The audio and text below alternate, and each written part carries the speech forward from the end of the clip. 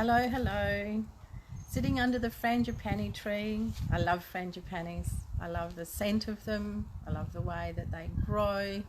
They're an amazing tree to look at in the way that they form themselves. Did you know that? You know the sky's blue? You know the sky's blue because you can see that it's blue and because you believe that to be the colour blue, right? Hi. For those of you who don't know me, my name is Gwenda, and I'm from H.E.A.L with Gwenda, which stands for Harmonious, Enlightened, Aligned Life, or Harmonious, Enlightened, Aligned Living, whichever way you want to put it, but it's H.E.A.L with Gwenda. I also have the School of H.E.A.L, and the School of H.E.A.L is a school of wisdom, enlightenment, and self-healing. And that's a very specific area of my teachings, and it's very much along the spiritual side of things, because as I introduce myself, hi Marina, how are you? Happy Easter. I introduce myself as a holistic mentor, holistic guide, then there has got to be a spiritual element in that. If you are not using all of the areas of life in which to teach, then the word holistic is really not appropriate. So, for example, I recently spoke to somebody who is a bookkeeper, and they can talk to you all about keeping your books, and that's your financial books when you're in a business. But they've termed their business as holistic. So I asked what spiritual teachings were they bringing to their clients in bookkeeping, and he said, what do you mean?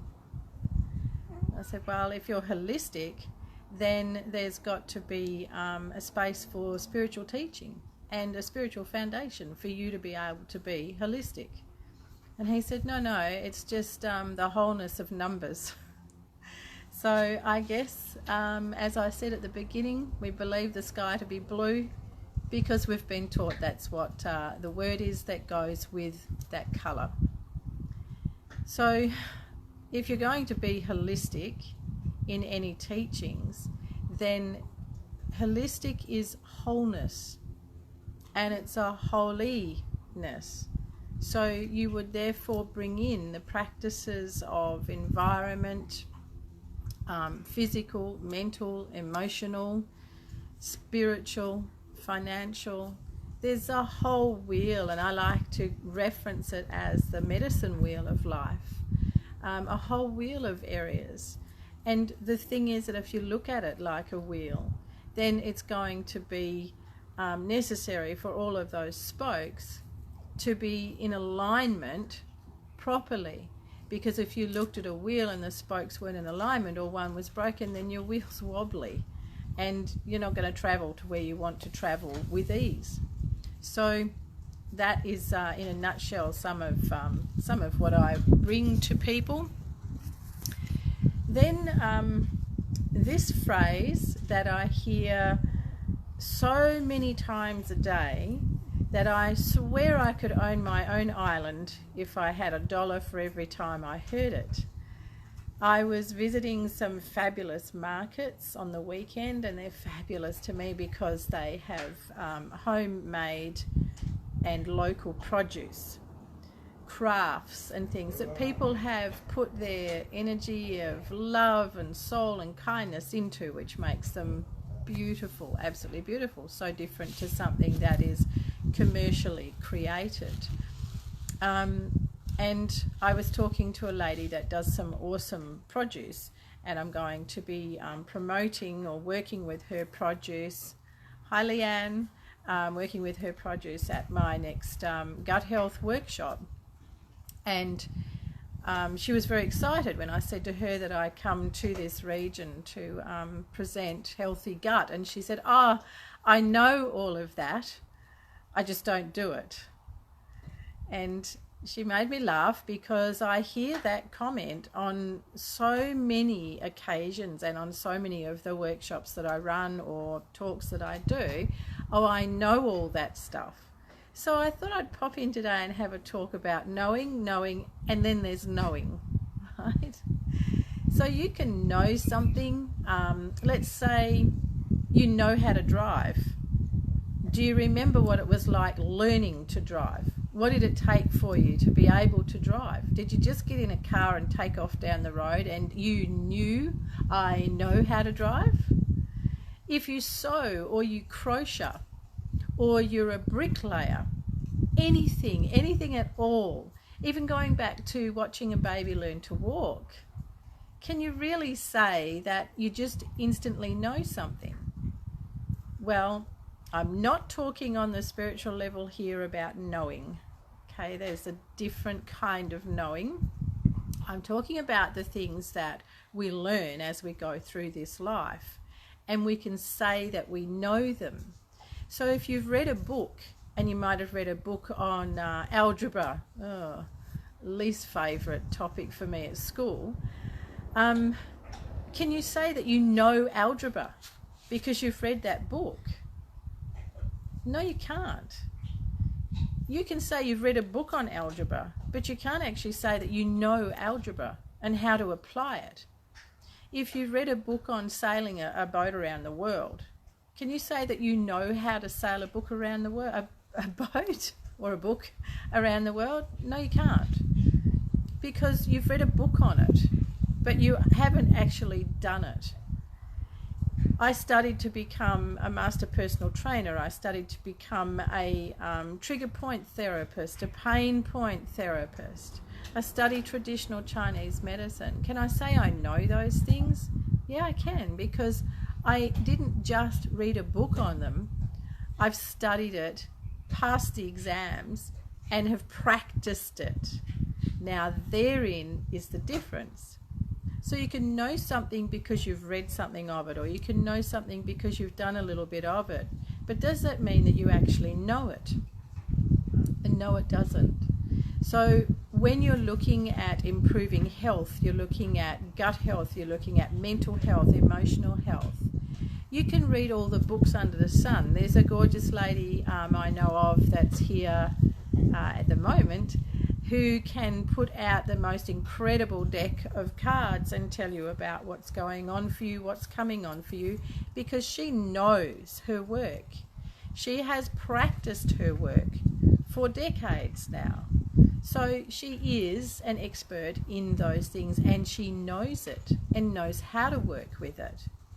But if we were to give another person a deck of cards and say, play cards with me, or tell me what you can see with those cards, we give you half an hour to read the book. Do they know it? No, they don't. So when people say to me, I know all that stuff about gut health, I know that stuff about, living positively, doesn't happen though, then the reason it doesn't happen is because it's not in practice. It's not a way of living. So unless you're actually living what you have read, then there's knowing, and then there's knowing. So for you to actually know something, you would live it all the time. The same as driving your car, the same as being able to be a personal trainer, be able to be a doctor, anything at all. You practice what you have learned. You don't just read the manuals or read the book and say, I know that. Because you see, you can't know something until you actually practice it. Let's look at singing a song. Can you say, I want to sing Ave Maria, and read the words and sing it? No. Could you sing one of Bon Jovi's fantastic beats? Well, you could get the words, but would you be able to sing it? Probably in the shower with nobody else listening. Might sound really good in there. The thing is that we can't know anything until we actually practice it, and we put it into practice for our lives every day. So when I teach people daily practices that are going to take them on a path of having a life that is pain-free, illness-free, bring them to a space of being happy, bring them to a space of being abundant, there are practices they need to practice every day, not now and again. And it's the same as when you want to commit to lose weight, commit to get fit. you actually have to commit to doing the practices, doing the things every day that are going to bring you to the place of knowing, achieving, and getting to where you want to go. So there's knowing, and then there's knowing. So next time you want to say to someone, I know that, have a little think about how much you actually know it and how much you apply it to your life. It's even the same as when it comes to judgment. If you're looking at, hi Rebecca, if you're looking at someone and you place a judgment onto them, there's no way that you can actually say you know that of that person, because you don't know them. You don't walk in their shoes. You can pass an opinion, but it's an unfounded opinion. So that's particularly if you're making comment on what you think that person lives like or what they're like. So it's not something, again, that you actually know.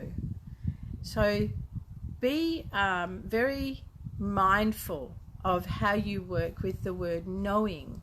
And when you're going to embrace a different level of life, a different level of consciousness for yourself, knowing it is not the same as knowing it. Because when you really know it, you live it. And it is your lifestyle. It's the way that you do everything. You apply all the practices in everything the way you think. Let's have a look at people walking on hot coals in bare feet. Do you believe it's possible? Now, I will say to you that anything is possible if you believe it. The thing is that when those people walk on hot coals, they don't get burnt. Nothing burns on their feet. And it's not because they run like hell across the coals either. It's because they actually have come to a space in themselves of knowing that they're not going to get burnt.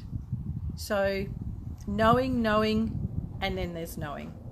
You've got to practice what it is you know before you really know it. Otherwise, you don't know it. So have a look at the way you live your life. Have a look at the things that you would like to change in your life and see how you can set about putting practices into place that are actually going to bring you to a place of knowing. When you become more knowing through living practices, you actually create a tremendous amount of abundance. You create a terrific amount of opportunity in your life. You shift every vibration in the cells of your body. And that's how come people can do self-healing. Because when they actually know something, they know it from a space, a depth that is incredible. It goes right through to the soul. It's not a knowing because they've read it in a book. It's not a knowing because they've talked about it over coffee with friends. It's a deep, deep knowing on a deep soul and heart level. And in that is the true knowing, where you can shift anything and change anything in your life. Now, don't confuse what I'm saying with this being a way to live a perfect life. Good luck with that. This world is not about living a perfect life. This world is about learning from the experiences that you have. Learning again. Knowing how to take the experiences that you have, knowing how to learn from them. What did that experience bring you? How can that then ascend you as a person and bring you into a greater understanding or a greater knowing of yourself? Therein you have the perfect life that is perfect for you. But when we go through life just saying, oh, I know that, I know that, you know nothing. And that's the truth of it. You know nothing. Because unless you're living it and you're applying it through living it, you don't know anything. And your life will remain a struggle, a challenge. And you'll wonder why you have a lack of abundance, a lack of health, a lack of goodness, even a lack of love. And it's all stemming from that same place. So going into practices and shifting the way that you think, the way that you talk, the kind of people that you hang around with, the kind of things that you do in your everyday takes you to living the best life that you can here. And everybody's perception of excellent or perfect is different. But you sure as heck can live a perfect life in your book by what you do. Knowing, and then there's knowing. Thank you very much for coming on today. Thank you very much for the hearts and the love, and I send it all back to you. I hope you're having a fantastic Easter Monday, and I'll be back to see you and have another chat another day. Bye for now.